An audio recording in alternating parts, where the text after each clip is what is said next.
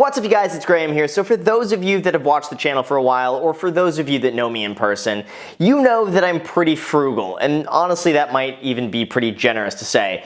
How about extremely thrifty? Or maybe we can just call it financially conservative, or even better than that, how about excessively economical? That sounds pretty nice. But whatever we want to call it, I basically avoid spending money. I keep my basic expenses at $1,500 per month, and I try to save 100% of my income by only living off the extra cash flow my rental properties generate. And it doesn't matter how much money I make every month, I still refuse to pay the extra $1 at Subway to put avocado on the sandwich, because to me that just seems like a waste of money. I still wait for happy hour to start just so I can get the half-price dinner if I go out to eat. I still buy the generic food brands at supermarkets because the name brand is $2 more, and it's basically the same thing with just different packaging, so I never really understood that. And for me, I don't spend a single dime of it. There are no designer clothes, there are no mansions, there is no $200,000 car, there is no avocado toast, and there is no private jet.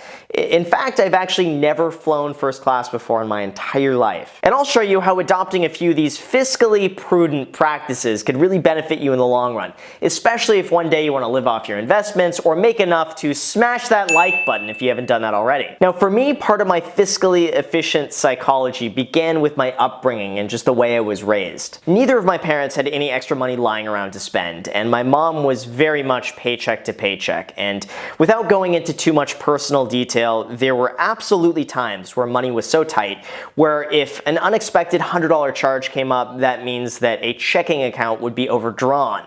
And I remember those times so vividly. So when I got a part-time job in high school, I really started to see the value of money and just how hard it was to keep, if that makes sense. Oh, we got special guest here. We got Gizmo. This is Gizmo. Say hello to Gizmo in the comments here. This is Gizmo.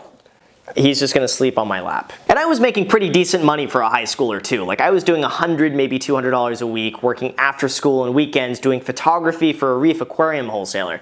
But when I really started adding things up, I was blown away at just how much things cost. Like groceries, you know, $100 gone, or car insurance, $150 gone, or phone bill, $80 gone. Going out to dinner, $40 gone. Buying a new pair of shoes, $100 gone. And I think to myself that, like, wait a second, if I just went out to dinner and that dinner was $40, that would cost me 2 hours of my time just to pay for dinner.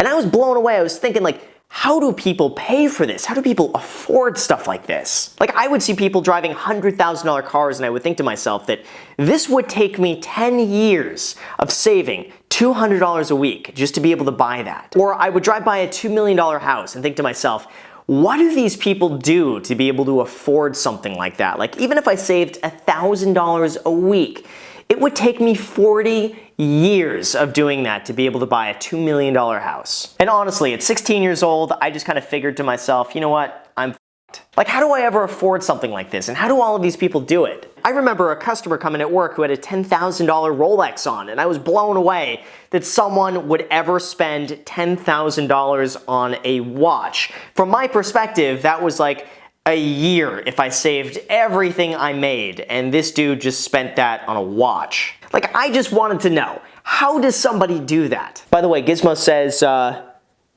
hit the like button. But I'll tell you, when I got my real estate license, I would drive 45 minutes every single morning just to get to Beverly Hills, because I knew I wanted to work in the most expensive area I could. And I'll tell you, once you start doing that and surrounding yourself in that sort of environment, all of a sudden that affluent lifestyle just becomes very, very normal. It becomes normal for someone just to go and buy a $5 million house cash without even thinking about it. It becomes normal to see people driving around Bentleys everywhere like it's a Honda Civic. For me, it was almost a little bit like the Wizard of Oz when you finally see what's behind the curtain, because I didn't grow up around any of this stuff. And to go from that to then seeing someone spend $55,000 at Saks Fifth Avenue on a shopping session in an afternoon is just ludicrous. It was really like this entirely new world that just opened up for me. Like, you hear about these people and you read stories about people like this, and you might see movies on people doing this, but you never actually see it firsthand. And I won't spend too long on this, but just seeing that these people were out there and they existed, and seeing that they weren't anything special and that they weren't more talented than you or I, or that they didn't work harder than I worked, and seeing that they weren't anything special and they were really just normal people who happened to have a lot of money really made me believe and think to myself, like, wait a second, if they can do it, why can't I do it too? If they can have all of this, what's to stop me from doing all of this too? And 10 years later, here I am in my garage, alone, on a Friday, talking to a camera. Life is great. But no, for real, I still have the exact same psychology today as when I was 15 years old and having $100 in my bank account meant that I had a lot of money. And I'm sure, as Tony Robbins would say, that became my own anchor and meaning of money. And in a way, having that type of mentality imprinted in my mind at such an impressionable age was really both a blessing and a curse. Like, on the one hand, I've definitely overcompensated from that mentality through extreme frugality. Like, I can make a lot of money and then not spend any of it, but then worry why my electric bill is $15 more this month than it was last month. Or also why I would rather park a few blocks away if that means I can get free parking than park closer and pay an extra $2. Like, that just seems wasteful to me. And I get how ridiculous that sounds, that's the way my mind works, but I really believe it's because of that mentality that I haven't gotten jaded about money or what it's really worth or what it's really valued at, and also just how much an extra $20 means to someone who's living paycheck to paycheck. So for me, I never take it for granted, and I also really try never to be wasteful with money. And it's because of that that I've pretty much adopted this mentality that I live by, and it's just this: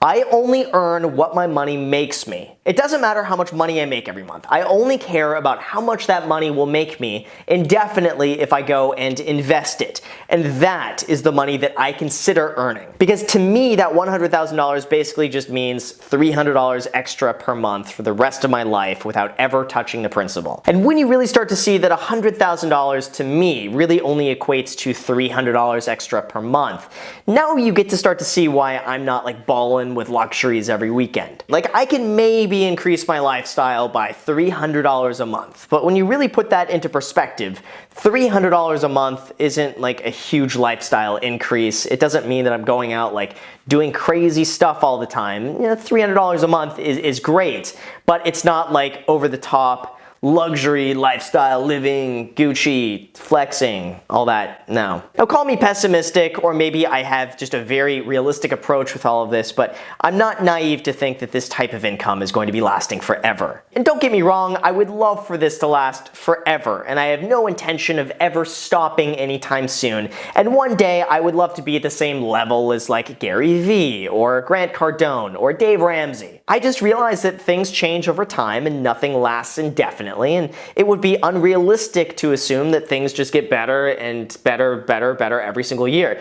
I would love for that to be the case. Would love for that to be the case, but you know, I'm not expecting that to happen. Especially here on social media, and it seems like everyone has a bit of a shelf life between maybe 3 and 7 years or so. It's just the normal cycle of things. And while I definitely plan to have as much longevity as I possibly can, I realize that just as quickly as things go up, they can absolutely come down. I just believe it's the smart thing to do to prepare for stuff like this, because life does happen, and things do happen that's outside of your control. I think a good term for this is cautiously optimistic.